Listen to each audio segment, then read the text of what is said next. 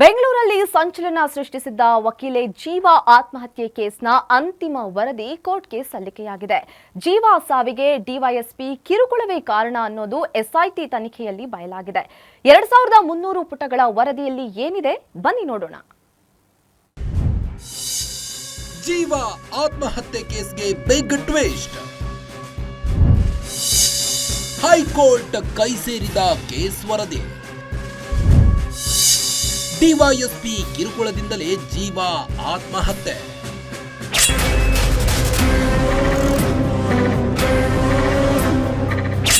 ಜೀವಾ ಆತ್ಮಹತ್ಯೆ ಕೇಸ್ನ ತನಿಖೆ ಕ್ಲೈಮ್ಯಾಕ್ಸ್ ಹಂತಕ್ಕೆ ತಲುಪಿದೆ.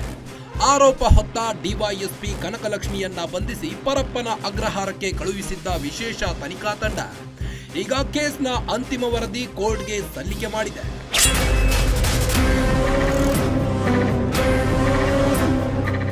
ಬರೋಬ್ಬರಿ 2300 ಪುಟಗಳಿರುವ ವರದಿಯಲ್ಲಿ ಎಸ್ಐಟಿ ಡಿವೈಎಸ್ಪಿ ಕನಕಲಕ್ಷ್ಮಿ ಟಾರ್ಚರ್ ಬಗ್ಗೆ ಎಳೆ ಎಳೆಯಾಗಿ ಬಿಚ್ಚಿಟ್ಟಿದೆ.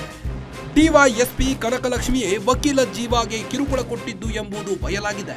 ಕನಕಲಕ್ಷ್ಮಿ ಜೀವಾ ವಿಚಾರಣೆ ವೇಳೆ ಮಾಡಿಕೊಂಡಿದ್ದ ವಿಡಿಯೋಗಳೇ ಡೆತ್ ನೋಟ್ನಲ್ಲಿ ಜೀವಾ ಮಾಡಿದ್ದ ಆರೋಪಕ್ಕೆ ಸಾಕ್ಷಿ ನೀಡಿದೆಯಂತೆ.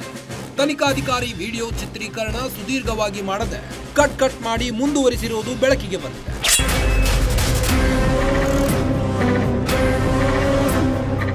ಹೀಗೆ ಡೆತ್ ನೋಟ್ನಲ್ಲಿ ಜೀವಾ ಮಾಡಿದ್ದ ಸಾಕಷ್ಟು ಆರೋಪಗಳು ನಿಜ ಅನ್ನೋದು ತನಿಖೆ ವೇಳೆ ಬಯಲಾಗಿದೆ. ಆದ್ರೆ 25 ಲಕ್ಷ ಲಂಚ ಆರೋಪ ಸಂಬಂಧ ಯಾವುದೇ ಪುರಾವೆ ಇಲ್ಲ. ಈ ಎಲ್ಲ ಅಂಶಗಳನ್ನ ಉಲ್ಲೇಖಿಸಿ ಎಸ್ಐಟಿ ತನ್ನ ಅಂತಿಮ ವರದಿಯನ್ನ ಹೈಕೋರ್ಟ್ಗೆ ಸಲ್ಲಿಕೆ ಮಾಡಿದೆ. ಈ ವರದಿಗೆ ಹೈಕೋರ್ಟ್ ಕೂಡ ಪ್ರಶಂಸೆಯನ್ನ ವ್ಯಕ್ತಪಡಿಸಿದೆ. ಸದ್ಯ ಹೈಕೋರ್ಟ್ ಮಾನಿಟರಿಂಗ್ನಲ್ಲಿ ತನಿಖೆ ನಡೆಯುತ್ತಿದ್ದು, ವಿಚಾರಣಾಧೀನ ನ್ಯಾಯಾಲಯಕ್ಕೆ ಚಾರ್ಜ್ ಶೀಟ್ ಸಲ್ಲಿಸಲು ಪ್ರಾಸಿಕ್ಯೂಷನ್ ಅನುಮತಿ ಬೇಕಿದೆ.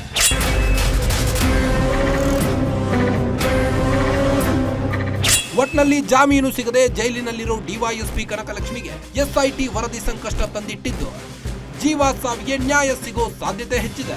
Basavaraj Kumar, crime bureau, guarantee news, Bengaluru.